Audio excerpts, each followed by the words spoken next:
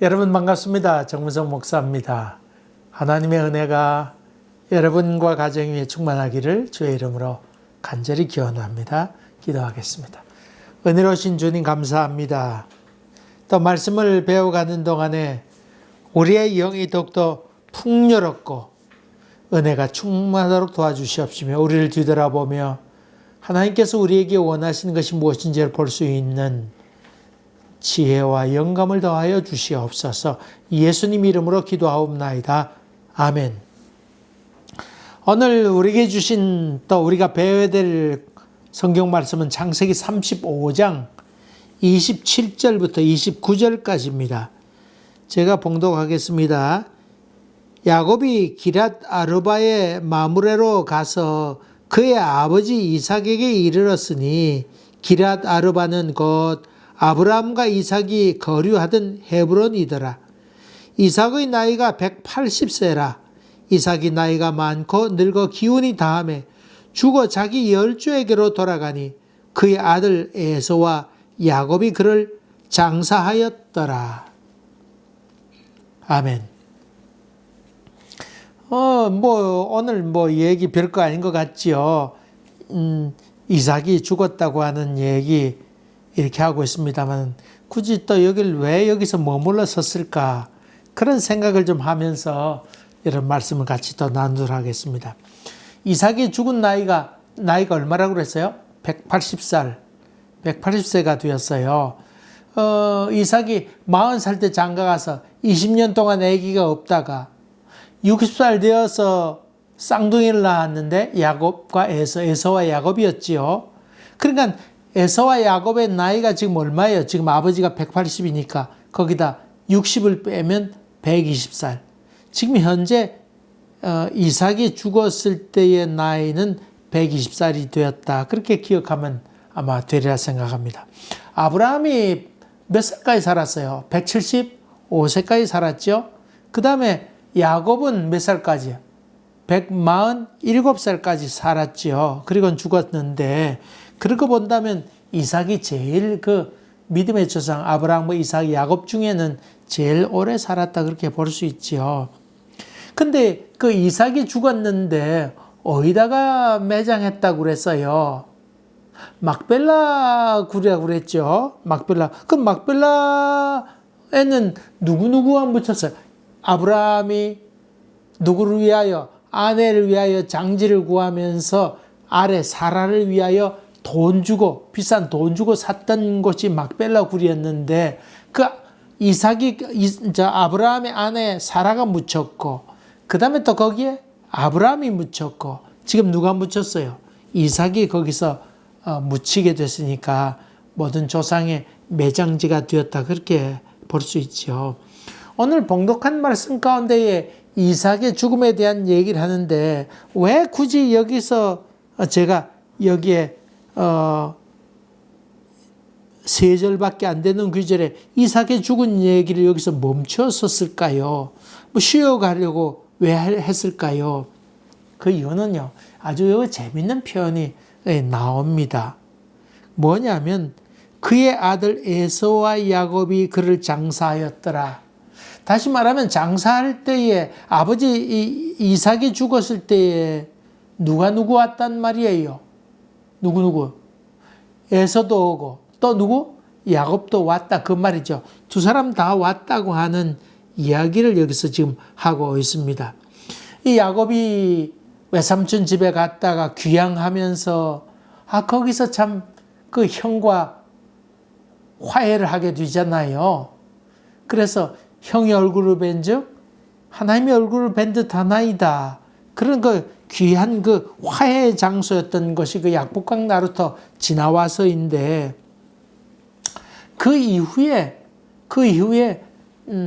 저들은 다시 왼수지간 되지 아니하고 장례식에 함께 참여했다. 그런 의미로 여기 쓰여 있지요. 여러분 오늘 구약에 있는 이삭의 장례에 관한 얘기 나옵니다만은 그 이삭의 아버지가 아브라함이 죽었을 때는 장례식에 누가 왔어요? 이삭이 당연히 이삭이 했죠. 근데 다른 배다른 아들 이스마엘이 있었잖아요. 이스마엘은 왔어요, 안 왔어요? 거기도 이스마엘이 왔습니다. 이스마엘도 함께 그 이삭과 함께 그 아버지 장례를 쳤다고 하는 말이 나오지요. 다시 말하면 그 이스마엘은 그 참 소위 큰어머니 이삭의 엄마 사라에 의해서 쫓겨났잖아요. 아이 참 얼마나 억울해. 또 사실 쫓겨나게 할 때 사라가 들들 그 아브라함을 볶아서 할 수 없이 쫓아냈는데, 아브라함도 그 이스마엘에 대해서 늘 좋은 생각을 갖고 있었지. 자기도 자기 씨인데 그래도 그렇잖아요. 그랬는데 자꾸 쫓아내라 그러니까 하는 수 없이 쫓아냈는데, 그 중지한 분이 하나님이시죠. 하나님이 그 사라의 말 들어줘라. 그 이스마엘도 큰 민족을 이루게 하겠다고 하는 약속의 말씀을 듣잖아요. 그래서 이렇게 쫓아내게 되었는데, 이 장례식에 사실은 참여하게 되었습니다. 사실 그 사라의 죽음을 통해서 또 그거로 인해 쫓겨나게 됐으면 섭섭하게 생각할 만도 한 상황이고, 평생 안 봐야 되겠다. 그리고 아버지 품을 멀리 떠났으니까 안 보겠다는 생각 가질 수 있었습니다만은, 그러나 이 장례식에 참여했다고 하는 것은 단순히 모였다고 하는 그런 의미 아닙니다. 얼굴을 대면하여 보았다 그 말이지요. 그 배다른 이삭과 서로 대면하여 장례식을 잘 치루었다 그런 뜻입니다. 아브라함이 그 이스마엘을 떠나버릴 때 많은 고통이 있었잖아요. 그런데 아브라함이 그 이스마엘을 떠나보낼 때에 크게 한미천 해주었습니다. 또 다른 사라가 죽은 다음에 다른 여자를 얻어서 그 자식을 여럿 낳았잖아요. 그때도 잘 해주었다고 많은 재산을 그들에게도 나눠주고 섭섭지 않도록 해주었으면, 물론 당연히 이삭에게도 물론 장자니까 하나님의 축복을 얘기하면서 대를 이어서 축복하면서 그 이삭에게 최고의 그 재산을 넘겨주었겠습니다만은, 다른 자식에게도 섭섭하지 않도록 한미천 크게 해주었다 그 말이죠. 그러니까 아브라함이 아브라함 초상할 때에 함께 그런 좋은 관계를 했으니까 다 와서 장례식을 치렀다고 하는 이야기지요. 어떤 분 얘기 들으니까 이 캐나다 와서 독립성을 키워야 되겠다 하는 생각에서 고등학교 때부터 아르바이트 시키고 학비도 안 해주면서 네 스스로 벌어서 하라고, 그러면서 아주 열심히 아주 독립성을 키우고 전투적으로 그렇게 키웠는데, 나중에 애들이 대학 졸업한 다음에 취직하고 그렇게 한 다음에 집에 오지 않더라는 겁니다. 무슨 말을 하면 아버지가 나에게 해준 게 뭐가 있느냐고, 내가 왜 아버지 집에 올 거냐고. 이 나라식으로 뭐 가르친다고 하지만은 정말 모든 걸 다 잃어버렸다. 그래서 그것을 옆에서 지켜봤던 사람들이 참 다 잃어버렸다고 한 얘기를 했습니다. 여러분, 이 캐나다에 있는 사람들 독립성을 키운다고 해서 재산 안 넘겨줄 것 같이 얘기하지만은 그렇지 않습니다. 전부 돈이 있는 거 자기 자식에게 넘겨주고, 여러분 재벌들 괜히 재벌된 줄 알아요. 돈 없는 사람이 할 수 없지만은 다 자기가 벌어서 재벌된 사람 많지 않아요. 위로부터 다 받아서 그렇게 재산을 모아서 지금의 거기에 이르게 됐지, 맨 땅에 헤딩해가지고 돈 번 사람이 거의 없습니다.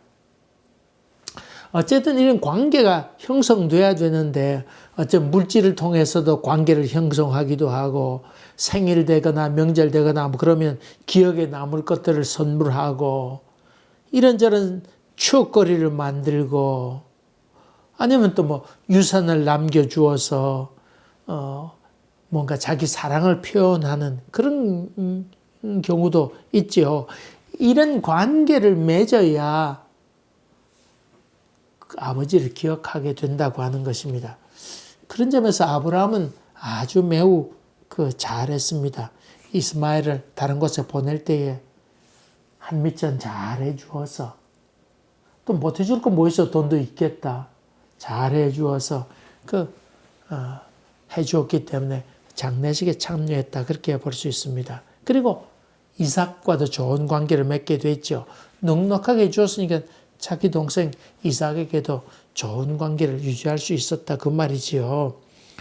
야곱도, 오늘 봉독한 그 야곱도 에서와 함께 화해한 이후에도 계속해서 관계를 잘 유지했다, 그렇게 볼 수 있지요. 여러분, 한번 이 에서 입장에서 한번 생각해 봅시다. 에서가 생각한 것은 아버지 돌아가신 다음에 두고 보자, 이런 생각도 할 만도 하잖아요. 물론 약복강가에서 이렇게 왔을 때니, 그때는 넘어왔을 때 그때는 아버지 살아계시니까 내가 지금은 참지 하지만은 아버지 돌아가시면 내가 너 가만 안 두겠다, 그럴 수도 있었잖아요.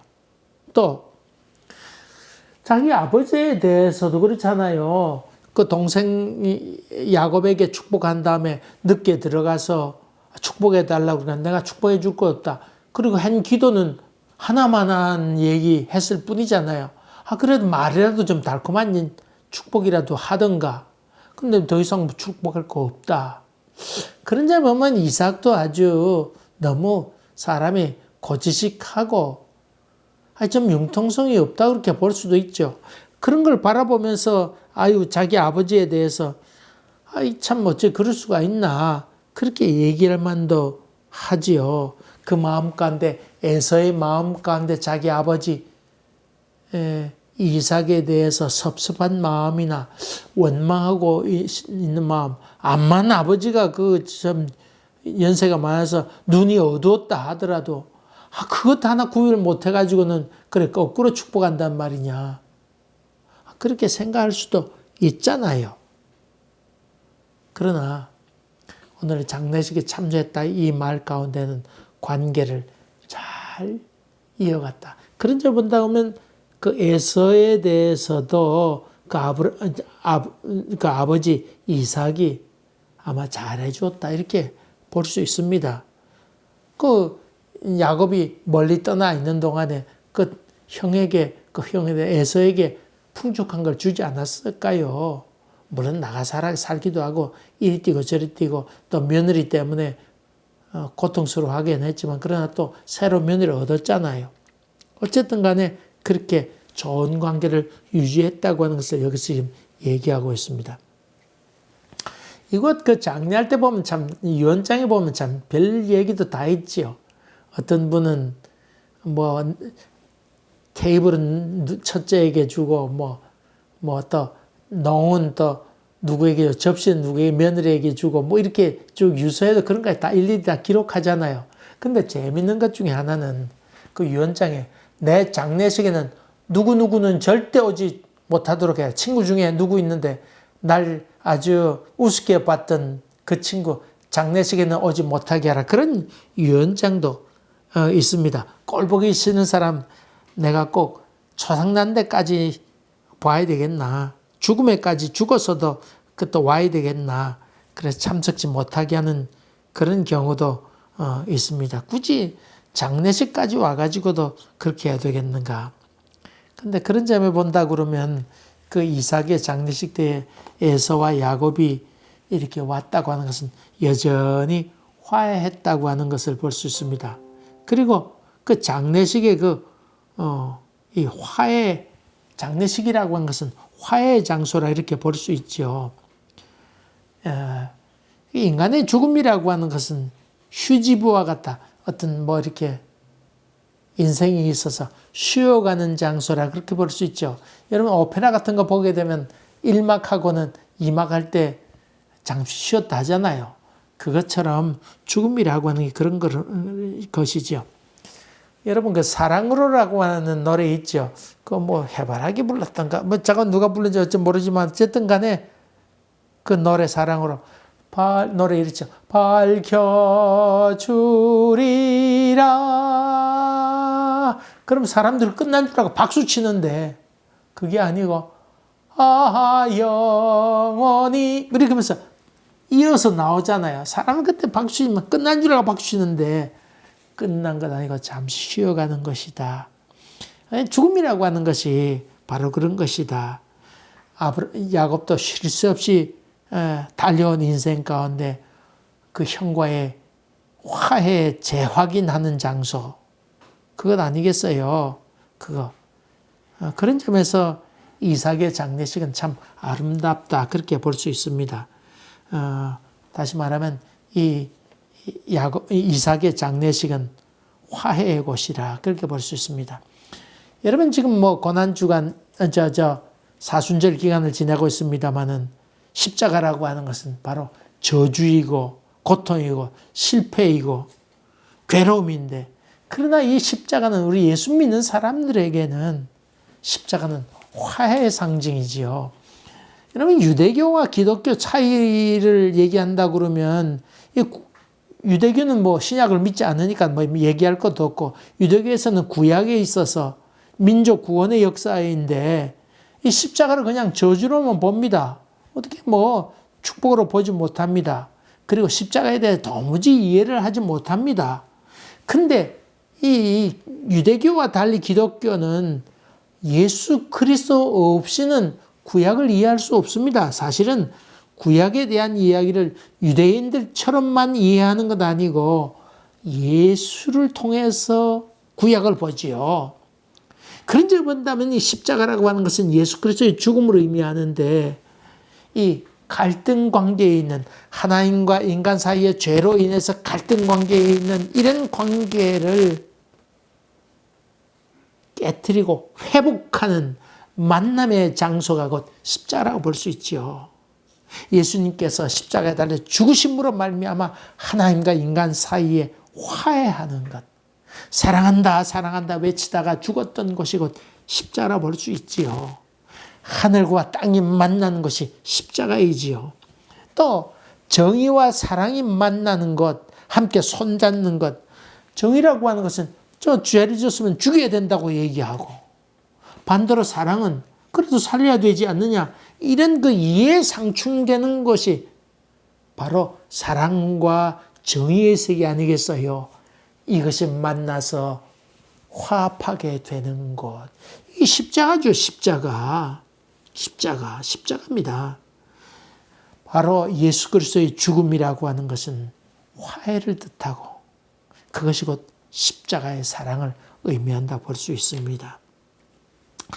그런 의미에 보면 이삭은 예수 그리스도의 상징이라고 볼 수 있죠. 화해의 상징입니다.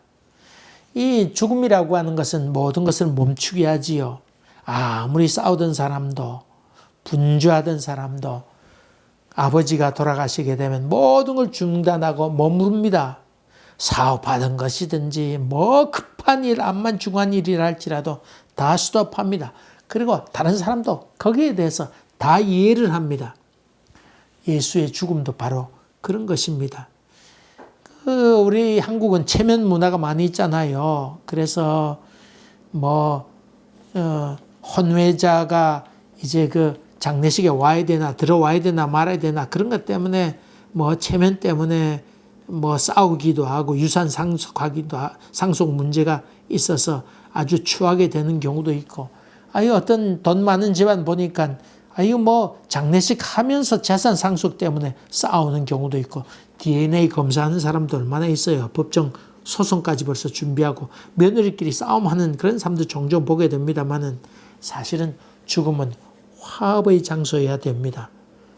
부정했던 것, 또 한맺힌 것들, 또 섭섭했던 것들, 또 수고로웠던 것들, 이해하지 못했던 것들, 이 모든 걸 땅에 묻고는 새로운 관계로 거듭나게 되는 것, 이 재계약이고 새 출발의 계기가 되는 것, 이것이 곧 죽음이라 볼 수 있습니다. 특별히 사순절을 맞이하게 되는데 예수 그리스도의 죽음을 생각하면서 모든 걸 멈춰서길 바랍니다. 그리고 하나님과 나의 관계가 무슨 관계인지, 그리고 내가 이웃과의 관계가 정말 십자가의 관계인지, 화해의 관계인지 점검해보는 귀한 기간이 되기를 주의 이름으로 간절히 기원합니다.